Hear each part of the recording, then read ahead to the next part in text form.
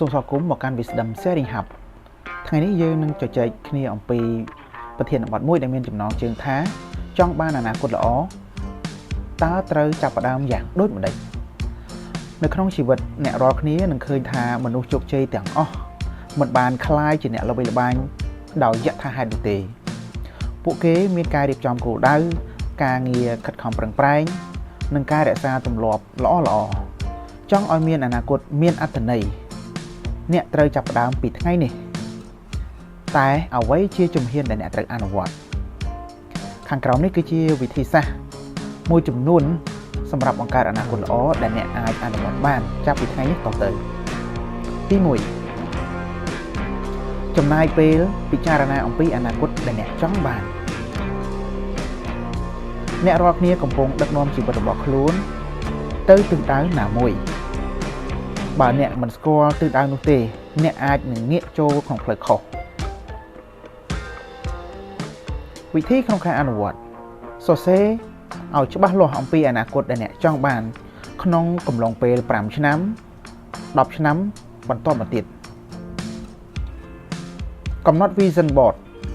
ដែលមានរូបភាពនៃអ្វីៗដែលអ្នកចង់បានសួរខ្លួនឯងថាតើក្នុងជីវិតកំឡុងពេល10ឆ្នាំបន្ទាប់ទៅមុខទៀតតើជីវិតរបស់ខ្ញុំនឹងមានអ្វីខ្លះតើអ្វីជាការងារឬក៏ជាអាជីពដែលខ្ញុំចង់បន្តតើខ្ញុំចង់បានជីវិតបែបណាឧទាហរណ៍ជាក់ស្ដែងអ្នកល្បីៗជាច្រើនរូបដូចជាលោក Elon Musk, Bill Gates, Warren Buffett និង Jeff Bezosពួកគាត់ទាំងអស់គ្នាមាន Vision Board ឬក៏ផែនការយ៉ាងច្បាស់លាស់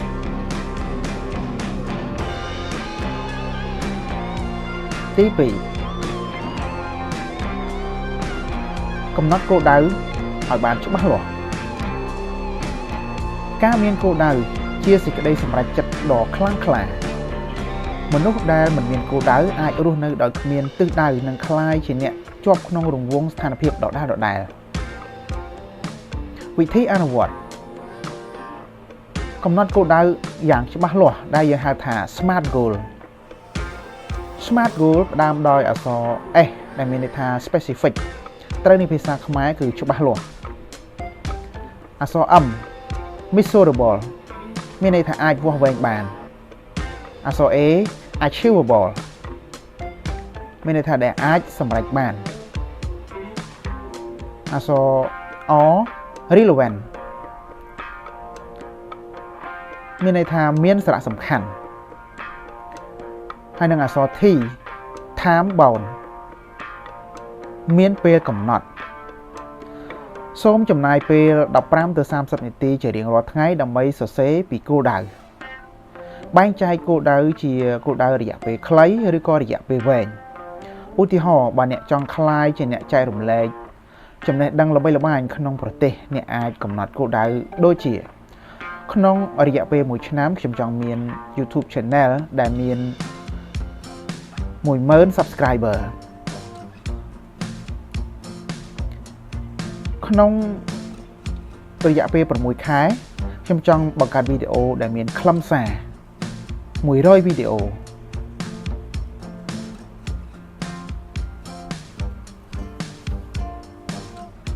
ទី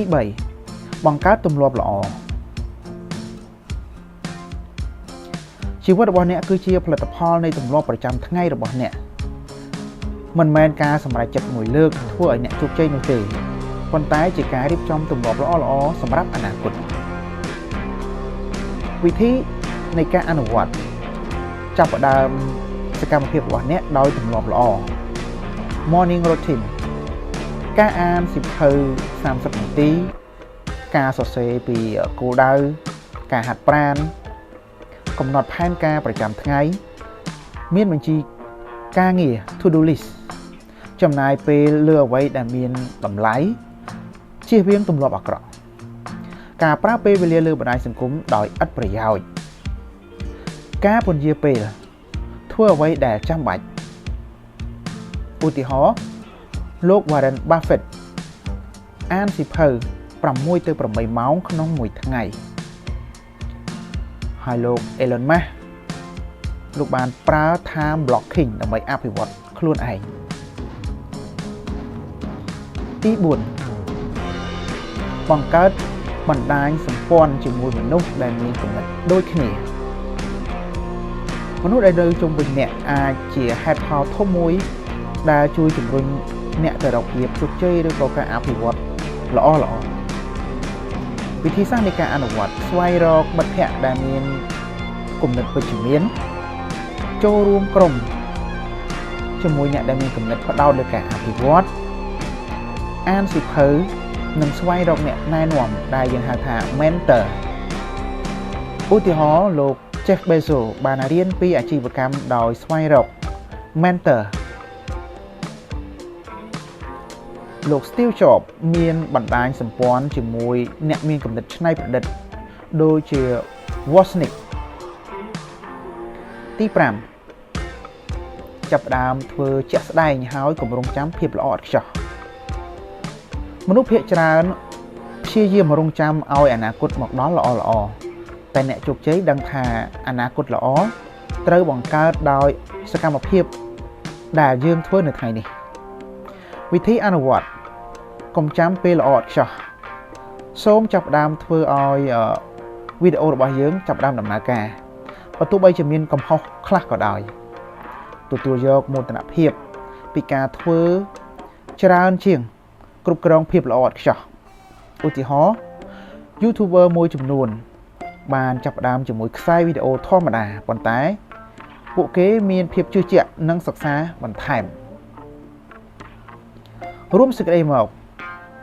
បើអ្នកចង់មានអនាគតល្អសូមចាប់ផ្ដើមសកម្មភាពពីថ្ងៃនេះកំណត់គោលដៅចាប់ផ្ដើមអនុវត្តទម្លាប់ល្អ